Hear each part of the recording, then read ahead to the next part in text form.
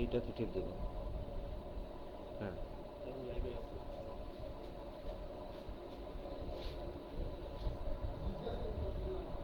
প্রিয় শিক্ষার্থীবৃন্দ, সালামু আলাইকুম। করোনা অতিমারী পরিস্থিতিতে ঘরে বসে অনলাইন ক্লাসে সবাইকে লাল গোলাপের শুভেচ্ছা। ক্লাস পরিচালনায় আমি মোহাম্মদ জিয়াউল হক, ইনস্ট্রাক্টর নন টেক। আমি যে বিষয়টি নিয়ে আজকে আলোচনা করব সেটি অ্যাকাউন্টিং থিওরি অ্যান্ড প্র্যাকটিস 6, 58, 51।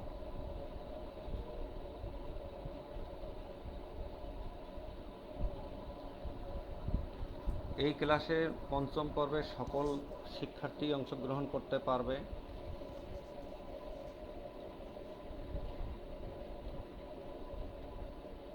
তবে প্রথম শিফটের জন্য সকাল 9:30টায় প্রতি রবিবার ক্লাস এবং দ্বিতীয় শিফটের জন্য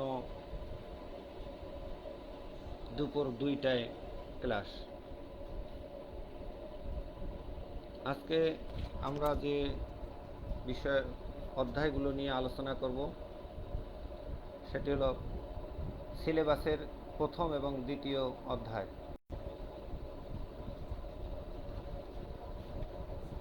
প্রথম অধ্যায় শুরুর আগে হিসাব বিজ্ঞানের উৎপত্তি ও ক্রমবিকাশের ধারাকে মোটামুটি 4টি যে ভাগ করা হয় সেটি একটু জানা বা এর একটি বিষয় হলো উন্মেষকাল, ডেভেলপমেন্ট পিরিয়ড আপ টু 1494। দ্বিতীয় যেটি হলো প্রাক বিশ্লেষণ কাল, প্রি এক্সপ্লানেটরি পিরিয়ড 1494 থেকে শুরু করে 1800 সাল পর্যন্ত। এবং তৃতীয় যে কালটি কাজ করে সেটি হলো বিশ্লেষণ কাল, এক্সপ্লানেটরি পিরিয়ড 1800 সাল থেকে 1950 সাল পর্যন্ত। এবং সর্বশেষ 1950-এর পরে যে কালটি এখন পর্যন্ত চলতেছে সেটিকে আধুনিক কাল বলে বিবেচনা করা হয়। এখানে উন্মেষকাল বলা যায় প্রাগৈতিহাসিক যুগে মানুষ কোনো লেখাপড়া জানত না, গুহায় বাস করত, গাছের চামড়া পরত, পশুর চামড়া আবৃত করত। সেই সময়ে মানুষ কিন্তু হিসাব রাখার চেষ্টা করত, গুহার গাত্রে খোদাই করে হিসাব রাখত, অথবা দড়ির মধ্যে গিট দিয়েও কিন্তু হিসাব রাখত। এরপরে মানুষ কালের বিবর্তনে কিছু শিক্ষিত হয় এবং তাদের জ্ঞান উত্তরোত্তর বৃদ্ধি পায়। এর ফলে তারা হিসাবের ক্ষেত্রে অনেকটা আরও আধুনিকতা ভাবে রাখার চেষ্টা করে, যেটি হলো গাছের পাতায় লিখে রাখা অথবা গাছের ছালে লিখে রাখা অথবা চামড়ার মধ্যে লিখে রাখা। এই বিষয়গুলো পরবর্তীতে এভাবে হিসাব রাখার বিষয়টি আসে। 1494 সালে ইতালি দেশীয় গণিত শাস্ত্রবিদ লুকা পেসেলি সর্বপ্রথম যখন হিসাব শাস্ত্রের দিক উন্মোচন করেন, তৎপরবর্তী 1800 সাল যখন শিল্প বিপ্লব ঘটে, শিল্প বিপ্লবের সময় হতে 1950 সাল পর্যন্ত হিসাব আরও উন্নততর পদ্ধতিতে রাখার ব্যবস্থাপনা পৃথিবীতে চালু হয়। এরপরে দ্বিতীয় বিশ্বযুদ্ধের পরে পৃথিবীতে আধুনিকতার একটা ছোঁয়া লেগে যায় এবং সেই আধুনিকতার ছোঁয়ায় মডার্ন যে হিসাব পদ্ধতি পৃথিবীতে প্রচলিত আছে তার উন্মেষ ঘটে এবং বিকশিত হয়। এই হলো আধুনিক হিসাব বিজ্ঞানের ক্রমবিকাশের ধারা। সিলেবাসের 1.1 যে বিষয়টি নিয়ে এখন আলোচনা করব সেটি হলো বুককিপিং এর সংজ্ঞা ও অর্থ। বুককিপিং দুটি শব্দের সমন্বয়ে গঠিত। এখানে বুক এবং কিপিং এই দুটি শব্দের সমন্বয়ে বুককিপিং বলা হয়। বুক মানে বই, সহজ অর্থে কিপিং মানে সংরক্ষণ। ব্যবসায়িক পরিভাষায় প্রতিটি লেনদেনকে সুষ্ঠু, সুন্দর ও সুচারুরূপে হিসাবের খাতায় লিপিবদ্ধ করার প্রক্রিয়াই হল বুককিপিং বা হিসাব রক্ষণ। এটিকে আমরা অন্যভাবেও বলতে পারি নির্দিষ্ট সময়ান্তে কারবারের আর্থিক অবস্থা নিরূপণের জন্য লেনদেন সংগ্রহ, সংকলন ও সুসংহতকরণ, লিপিবদ্ধকরণ সহ লেনদেনের সামগ্রিক ফলাফল সংরক্ষণই বুককিপিং। এ সম্পর্কে একটি বিশেষজ্ঞের মতামত প্রদান করলে উত্তরটি অত্যন্ত সাবলীল এবং সুন্দর হবে বলে আমি মনে করি। এ সম্পর্কে জে.আর. বাটলিবয় বলেন, bookkeeping is the art of recording business dealings in a set of books.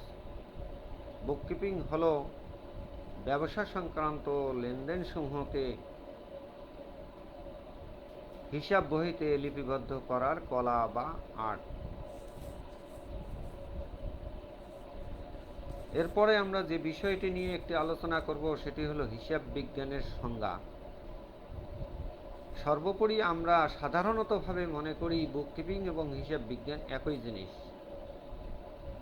কিন্তু বুককিপিং এবং হিসাব বিজ্ঞান কখনোই একই বিষয় নয়। হিসাব বিজ্ঞান হচ্ছে বুককিপিং এর পরবর্তী ধাপ।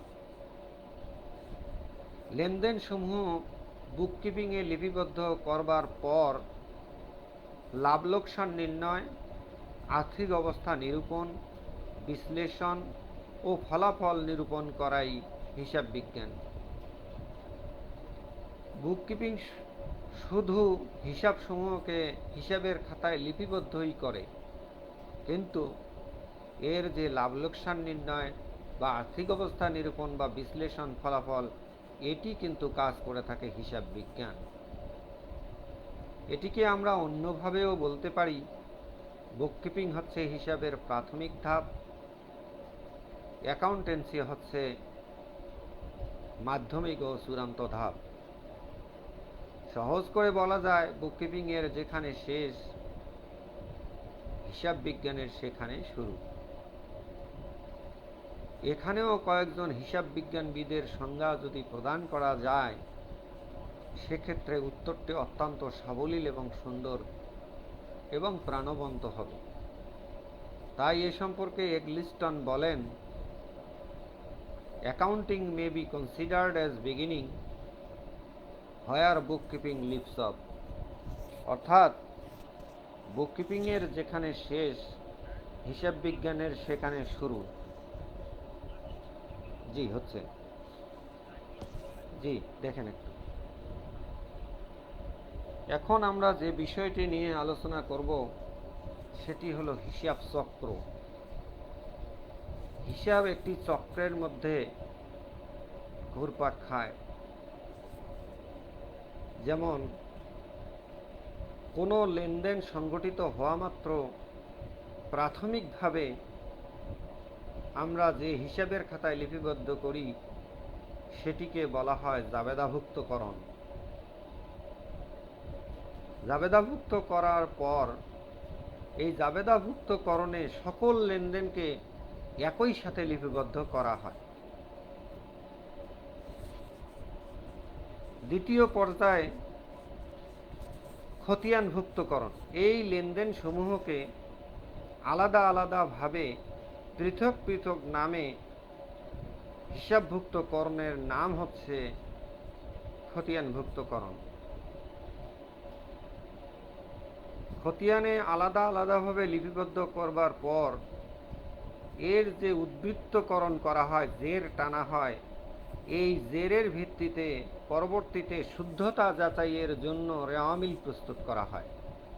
রেওয়ামিল হচ্ছে হিসাবের শুদ্ধতা যাচাইয়ের একটি প্রক্রিয়া, যা আমি যে লেনদেনগুলো জাবেদায় এবং খতিয়ানে লিপিবদ্ধ করেছি তা শুদ্ধভাবে লেখা হয়েছে কিনা এটির শুদ্ধতা প্রমাণ করবে রেওয়ামিল। তৃতীয়, রেওয়ামিলের ভিত্তিতে আর্থিক বিবরণী প্রস্তুত করা হয়, যেটিকে আমরা বলি ফিনান্সিয়াল স্টেটমেন্ট বা আর্থিক বিবরণী প্রস্তুত করা হয় বৎসর শেষে, এবং পরবর্তীতে এই আর্থিক বিবরণী বিশ্লেষণ করাই হল হিসাব চক্রের সর্বশেষ ধাপ। এরপরে আমরা যে বিষয়টি নিয়ে একটু আলোচনা করব সেটি হলো বুককিপিং কলা না বিজ্ঞান না উভয়। অনেকেই মনে করেন বুককিপিং কলা এবং অনেকেই মনে করেন যে বুককিপিং বিজ্ঞান।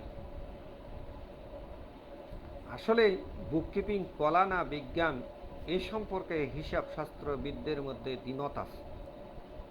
যেমন অর্থনীতির সংজ্ঞা সম্পর্কেও অর্থনীতিবিদদের মধ্যে দ্বিমত দেখা দিয়েছিল। কারো কারো মতেই এটি বিজ্ঞান, আবার কারো কারো মতে এটি কলা।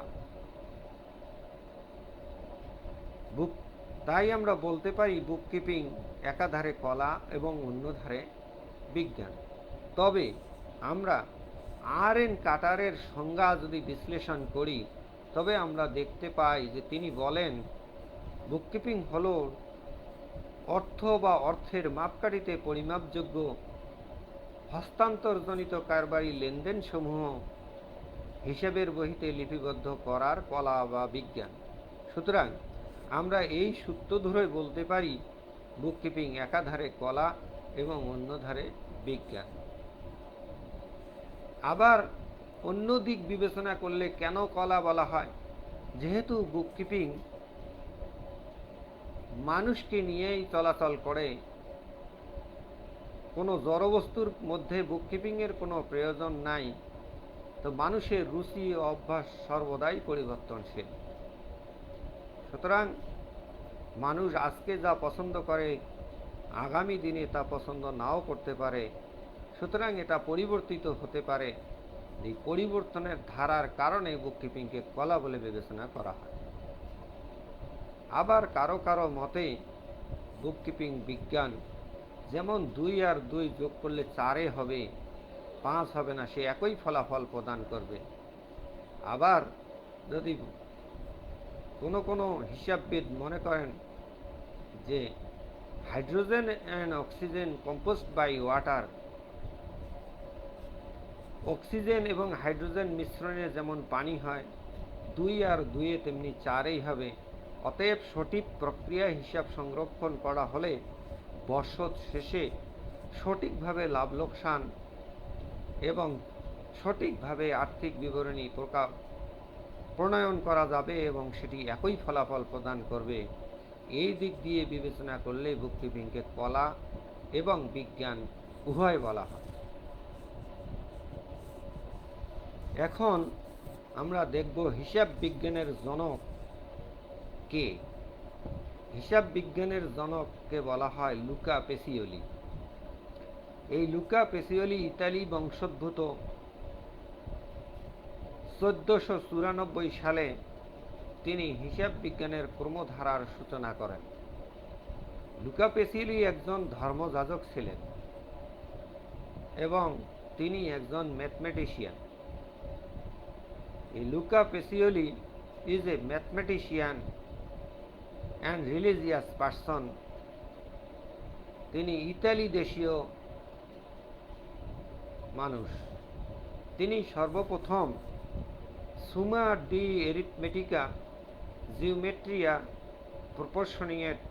প্রপোর্শনালিটা গ্রন্থ আবিষ্কার করেন। তার এই আবিষ্কারের ফলে হিসাব বিজ্ঞানের দ্বার উন্মোচিত হয়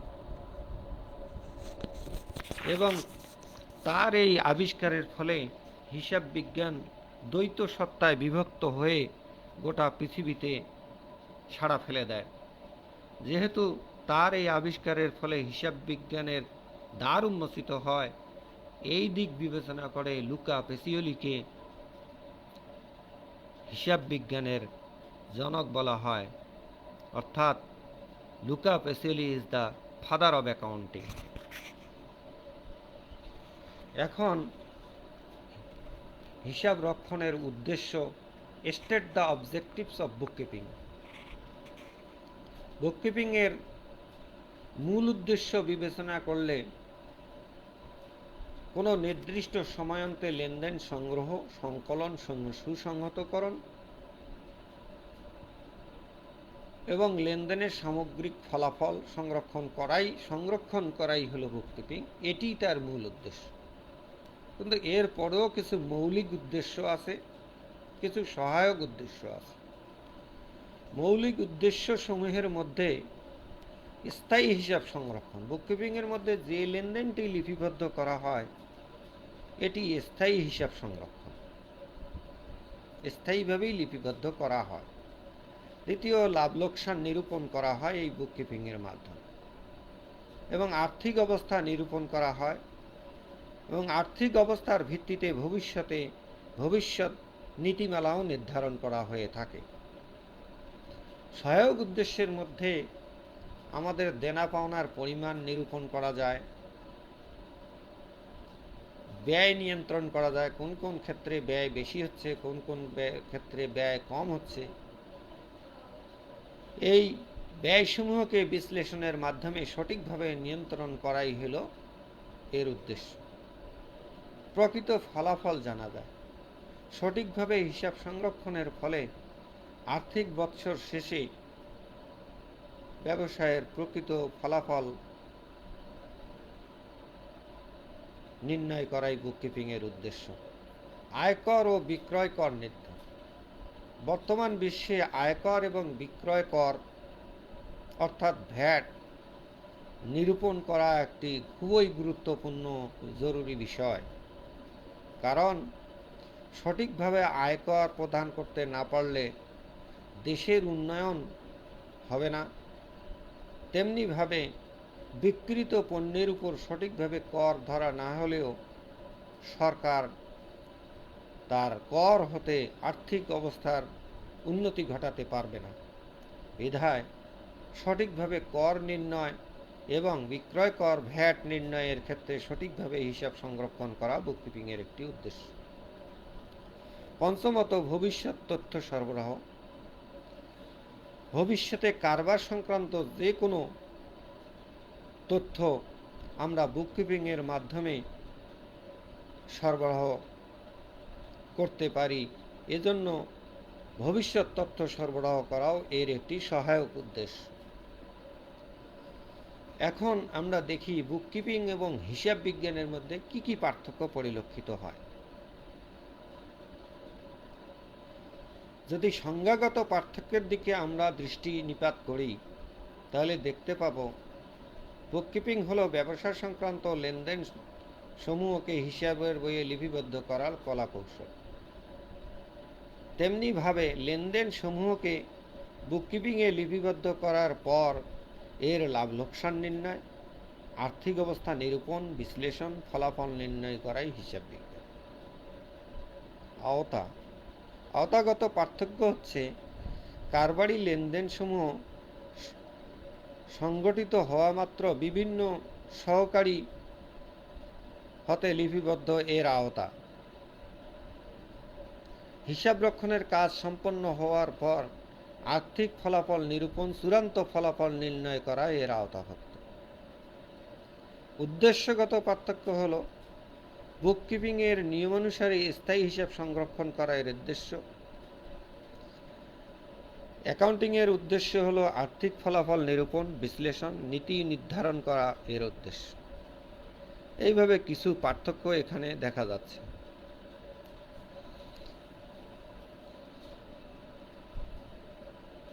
এই আলোচনাগুলোই হলো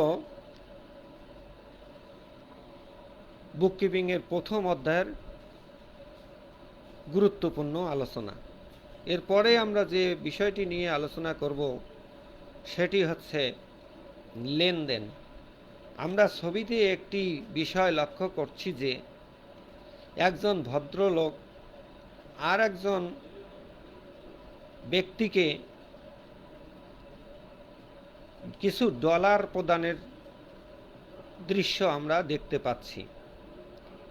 এই যে ডলার প্রদান করছে, স্বভাবগত দৃষ্টিতে আমরা দেখতে পাই যে এখানে একটি লেনদেন সম্পন্ন হচ্ছে, অর্থাৎ একজন প্রদান করছেন এবং আর একজন গ্রহণের জন্য হাত বাড়িয়ে আছেন।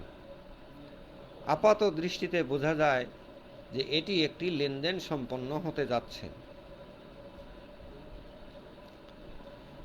যদি লেনদেনের সংজ্ঞার দিকে আমরা দৃষ্টি নিপাত করি, তবে আমরা দেখতে পাব যে লেনদেন সাধারণ অর্থে আদান প্রদান বা দেয়া নেয়াকে বোঝায়। এখানে লেন মানে লওয়া আর দেন মানে দেওয়া। এটিকে অন্যভাবেও বলা যায়, দ্রব্য বিনিময় হতে লেনদেন সৃষ্টি হয়। অর্থের দ্বারা পরিমাপযোগ্য কোনো আদান প্রদান বা বিনিময়কেই লেনদেন বলে। এখানেও দুই একজন বিশেষজ্ঞের মতামত উল্লেখ করলে সংজ্ঞাটি অত্যন্ত প্রাণবন্ত এবং সাবলীল হবে বলে আমি মনে করি। তাই এ সম্পর্কে এলসি কোপার বলেন, অর্থ বা অর্থের মাপকাঠিতে পরিমাপযোগ্য দ্রব্য বা সেবার আদান প্রদানের মাধ্যমে কোনো ব্যক্তি বা প্রতিষ্ঠানের আর্থিক অবস্থার কোনোরূপ পরিবর্তন হলে তাকে লেনদেন বলে। অন্যভাবে প্রফেসর এইচ ব্যানার্জির মতে, the dealings of a trader in regards to money or money's worth are called his transaction। অর্থাৎ অর্থ বা অর্থের দ্বারা পরিমাপযোগ্য সকল প্রকার কারবারি কার্যাবলীকেই লেনদেন বলা হয়। এখন আসি, লেনদেন এবং কারবারি লেনদেন কি একই অর্থে ব্যবহৃত হয়? না, কারবারি লেনদেন একটি আলাদা বিষয়। অর্থের মাপকাঠিতে পরিমাপযোগ্য দ্রব্য বা সেবার আদান প্রদানের দ্বারা কোনো ব্যবসায়ী প্রতিষ্ঠানের কোনোরূপ আর্থিক পরিবর্তন হলে তাকে কারবারি লেনদেন বলে। এটিকে আমরা অন্যভাবেও বলতে পারি, একটি ব্যবসায়ী প্রতিষ্ঠানকে দৈনন্দিন নানা রকম লেনদেন করতে হয়, যেমন ক্রয় বিক্রয়, ব্যাংক জমা ইত্যাদি। এ সবই ব্যবসায়িক উদ্দেশ্যে সংগঠিত হয়, তাই একে ব্যবসায়িক বা কারবারি লেনদেন বলে। প্রফেসর এইচ ব্যানার্জির মতে, every financial change which place in a business is a transaction. অর্থাৎ ব্যবসা প্রতিষ্ঠানের যে কোনো আর্থিক পরিবর্তনই কারবারি লেনদেন। প্রফেসর আর্থার ফিল্ডহাউসের মতে, কারবারের আর্থিক অবস্থার পরিবর্তন জনিত প্রত্যেকটি ঘটনাই কারবারি লেনদেন।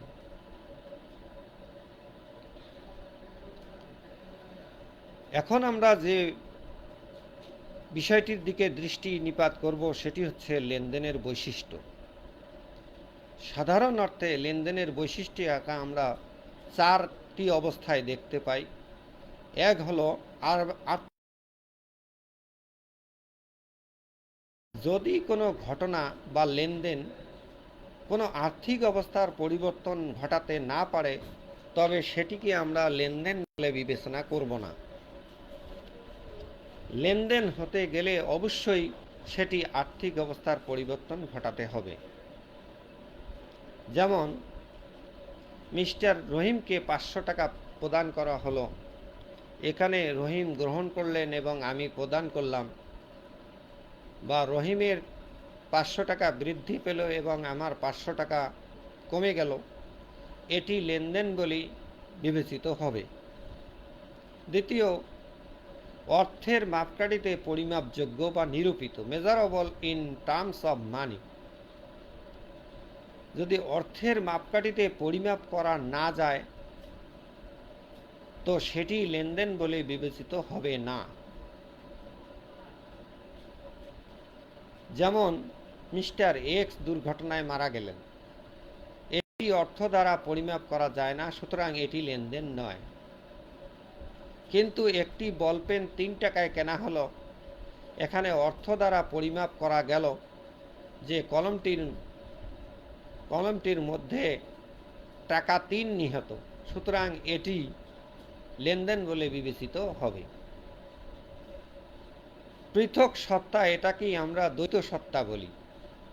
অর্থাৎ লেনদেন হতে গেলে দুটি সত্তা বিদ্যমান থাকতে হবে, এক পক্ষ গ্রহণ করবে এবং অন্য পক্ষ প্রদান করবে। এটি হলো দ্বৈত সত্তা। এক পক্ষের সম্পদ বৃদ্ধি পাবে এবং অন্য পক্ষের সম্পদ কমে যাবে। এটি হচ্ছে দ্বৈত সত্তা। 1494 সালে লুকিয়া পেসিওলি তার আবিষ্কারের মাধ্যমে এই দ্বৈত সত্তাটি সর্বসাধারণের নিকট নিয়ে আসেন। এজন্যই তিনি হিসাব বিজ্ঞানের জনক বলে বিবেচিত হন। চতুর্থত যে বিষয়টি নিয়ে কথা বলছি সেটি হলো অদৃশ্যমানতা। লেনদেন সবসময় দৃষ্টির সামনে ঘটবে এমনটি নয়। লেনদেন লোকচক্ষুর আড়ালেও ঘটতে পারে। এক, সম্পত্তির মূল্য ক্রমশ হ্রাস পায়, ফলে সম্পত্তির অবচয় ধার্য করা হয়। এটি গোচরীভূত বা দেখা না গেলেও এটি লেনদেন বলে বিবেচিত হয়। সুতরাং কোনো ঘটনা বা লেনদেনের মধ্যে যদি এই 4টি অবস্থা, 1, আর্থিক অবস্থার পরিবর্তন, 2, অর্থের মাপকাঠিতে পরিমাপযোগ্য, 3, পৃথক সত্তা বা দ্বৈত সত্তা, 4, অদৃশ্যমানতা, এই সমস্ত বিষয় পরিলক্ষিত না হলে সেটিকে লেনদেন বলে বিবেচনা করা হবে না। তাই আমরা বলতে পারি যে সকল ঘটনাই কিন্তু লেনদেন নয়, কিন্তু সকল লেনদেনে ঘটনা। সকল ঘটনাই লেনদেন নয় এই কারণে বলা হচ্ছে যে মিস্টার এক্স দুর্ঘটনায় মারা গেলেন অথবা ক্লাসরুমে একটি ফ্যান ভাঙ্গিয়া পড়ল, এই দুটি ঘটনা, কিন্তু এই ঘটনার দ্বারা আর্থিক অবস্থার কোনো পরিবর্তন বা অর্থের মাপকাঠিতে কোনো নিরূপণযোগ্য কোনোটি করা সম্ভব নয়। এই দুটিতে এই ঘটনার মধ্যে লেনদেনের বৈশিষ্ট্যসমূহ বিদ্যমান নয়, সুতরাং এটিকে আমরা লেনদেন বলে বিবেচনা করতে পারি না। অন্যভাবে 10 টাকায় একটি বলপেন ক্রয় করা হলো, কিন্তু এটি লেনদেন বলে বিবেচনা করা হবে, কারণ এখানে অর্থের দ্বারা পরিমাপযোগ্য করা যাচ্ছে এবং দুইটি পক্ষ বিদ্যমান আছে, সুতরাং এটিকে, এবং আর্থিক অবস্থার পরিবর্তন হচ্ছে, সুতরাং আমরা এটিকে লেনদেন বলে বিবেচনা করব। পরিশেষে আমরা এটা বলতে পারি যে সকল ঘটনাই লেনদেন নয়, কিন্তু সকল লেনদেনই ঘটনা। এখন আসতেছি আমরা লেনদেনের শ্রেণীবিভাগ। সাধারণভাবে সকল লেনদেনকে একই রকম মনে হলেও লেনদেনের মধ্যে কিন্তু শ্রেণীবিভাগ আছে। যেমন আকারের ভিত্তিতে লেনদেন হলো দ্রব্য, সেবা, টাকা এবং টাকা সংগ্রহের অধিকার আকারে। দ্বিতীয়, প্রতিষ্ঠানিক সম্পর্কের ভিত্তিতে বহি লেনদেন, আন্ত লেনদেন। অর্থের মাপকাঠিতে পরিমাপযোগ্য লেনদেনকে বহি লেনদেন বলে। আন্ত লেনদেন কোনো নির্দিষ্ট সময় পরে স্থায়ী সম্পত্তির মূল্য হ্রাসের জন্য যে অপচয় ধার্য করা হয়, এটি একই প্রতিষ্ঠানের মধ্যে ঘটে থাকে, সুতরাং এটিকে আন্ত লেনদেন বলা হয়। 3 নম্বর হচ্ছে অর্থ প্রদানের ভিত্তিতে নগদ লেনদেন। লেনদেন হওয়া মাত্র অর্থ পরিশোধ করা হলে তাকে নগদ লেনদেন বলে। ধারে বা বাকি লেনদেন, দ্রব্য বা সেবা হস্তান্তরের ফলে নগদ পরিশোধ না হলে তা বাকি লেনদেন। অনগদ লেনদেন, নগদ লেনদেন এবং বাকি লেনদেন বাদে সকল লেনদেনকেই অনগদ লেনদেন বলে। দৃশ্যতা এবং অদৃশ্যতার ভিত্তিতে দৃশ্যমান লেনদেন। লেনদেনের প্রভাব দৃশ্যমান হয় দর্শনীয় লেনদেন, যেমন যন্ত্রপাতি ক্রয়। অদৃশ্যমান লেনদেন, যে লেনদেন ফলাফল দেখা যায় না, ও অদৃশ্যমান, যেমন অবচয়। উদ্দেশ্যের ভিত্তিতে কারবারি লেনদেন, অকারবারি লেনদেন, ব্যক্তিগত লেনদেন। কারবারি লেনদেন ব্যবসা পরিচালনার জন্য যে লেনদেনকে করা হয়, ব্যবসা পরিচালনার জন্য যে লেনদেন করা হয় তাকে কারবারি লেনদেন বলে। অব্যবসায়ী প্রতিষ্ঠানের লেনদেনকে অকারবারি লেনদেন বলে। ব্যক্তিগত লেনদেন, ব্যক্তিগত জীবনে যে লেনদেন করা হয় তা ব্যক্তিগত লেনদেন। উপযোগিতার ভিত্তিতে কিছু লেনদেন করা হয়, যেমন মূলধন জাতীয় লেনদেন।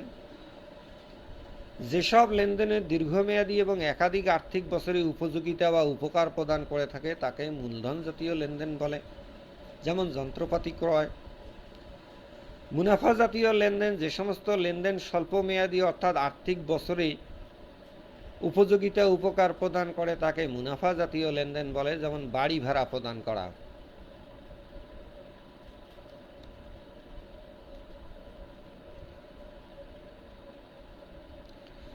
এখানে একটি চার্টের মাধ্যমে আমরা লেনদেনের শ্রেণীবিভাগটি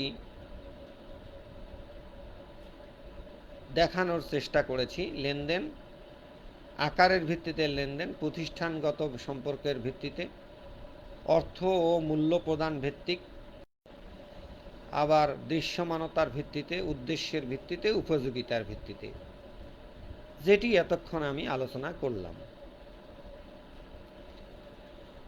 এখন আমরা এখানে একটি লেনদেন দেখতে পারছি, কিছু ঘটনা এবং লেনদেন দেখতে পারছি। এর মাধ্যমে আমরা একটি বোঝার চেষ্টা করব যে কোনটি লেনদেন এবং কোনটি লেনদেন নয়। জানুয়ারি মাসের 1 তারিখে জনাব মিলন নগদ 40,000 টাকা নিয়ে ব্যবসা শুরু করলেন। আসলে এটি কি লেনদেন? হ্যাঁ, এটি একটি লেনদেন, কারণ জনাব মিলন ব্যবসায়ের মধ্যে 40,000 টাকা প্রদান করলেন এবং মিলনের 40,000 টাকা ব্যবসায় মূলধন হিসেবে বিনিয়োগ করলেন। এখানে ব্যবসায়ের 40,000 টাকা বৃদ্ধি পেল, জনাব মিলনের ব্যক্তিগত 40,000 টাকা কমে গেল। তো এটি লেনদেন বলে বিবেচিত হবে। 2 নম্বর, এখানে যে জিনিসটি দেখতে পাচ্ছি, জনাব মিলন তার ব্যবসায় সুদক্ষ কর্মচারী দুর্ঘটনায় মারা গেলেন। এটি কি লেনদেন বলে বিবেচিত হবে? না, এটি লেনদেন বলে বিবেচিত হবে না, কারণ জনাব মিলনের সুদক্ষ কর্মচারী দুর্ঘটনায় মারা যাওয়ার পর এখানে আর্থিক অবস্থার কোনো রূপ সংশ্লিষ্টতা পরিলক্ষিত হয় না, অতএব এটি লেনদেন বলে বিবেচিত হবে না। আকবরকে 10,000 টাকা বেতনে ম্যানেজার হিসেবে নিয়োগ করা হলো। এটি লেনদেন বলে বিবেচিত হবে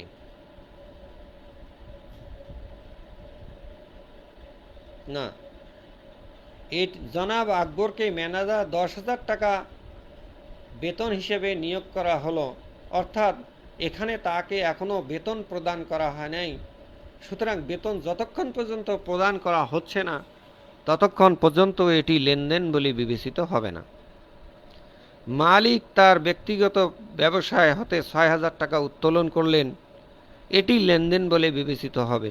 মালিক তার প্রয়োজনে ব্যবসা থেকে 6,000 টাকা উত্তোলন করার কারণে ব্যবসায়ের 6,000 টাকা কমে গিয়েছে এবং মালিকের ব্যক্তিগত সম্পদ বৃদ্ধি পেয়েছে, অতএব এটি লেনদেন বলে বিবেচিত হবে। তিনি তার বন্ধু কামালকে 50,000 টাকা প্রদান করতে সম্মত হলেন। কামালকে 50,000 টাকা প্রদান করতে সম্মত হওয়ার ফলে এটি কোনো লেনদেন সংগঠিত হয় নাই, সম্মত হয়েছেন, সুতরাং এটি লেনদেন নয়। বিজ্ঞাপন খরচ প্রদান করা হলো। ব্যবসা প্রতিষ্ঠানের বিজ্ঞাপনের জন্য 6,000 টাকা প্রদান করা হয়েছে, এটি লেনদেন বলে বিবেচিত হবে, কারণ এখানে বিজ্ঞাপন সংস্থার 6,000 টাকা বৃদ্ধি পেয়েছে এবং মিলনের ব্যবসায়ের 6,000 টাকা কমে গিয়েছে। অন্যভাবে ক্যাশ বাক্স থেকে 1,000 টাকা চুরি গিয়েছে। ক্যাশ বাক্স থেকে চুরি গেলে এটি লেনদেন বলে বিবেচিত হবে, কারণ যেই চুরি করুক তার 1,000 টাকা বৃদ্ধি পেয়েছে এবং ব্যবসা প্রতিষ্ঠানের 1,000 টাকা কমে গিয়েছে। ব্যক্তিগত প্রয়োজনে তিনি ব্যবসা হতে 7,000 টাকা উত্তোলন করার ইচ্ছা পোষণ করেন। ইচ্ছা পোষণ করলে এখানে এটি লেনদেন বলে বিবেচনা করা হবে না। লেনদেন হতে গেলে ইচ্ছা পোষণ নয়, বাস্তব লেনদেন সংগঠিত হতে হবে। আয়কর প্রদান করা হলো 2,000 টাকা, এটি লেনদেন বলে বিবেচিত হবে। নিচে একটি চার্টের মাধ্যমে কোনটি লেনদেন এবং কোনটি লেনদেন নয় তা স্পষ্টভাবে দেখানো হয়েছে।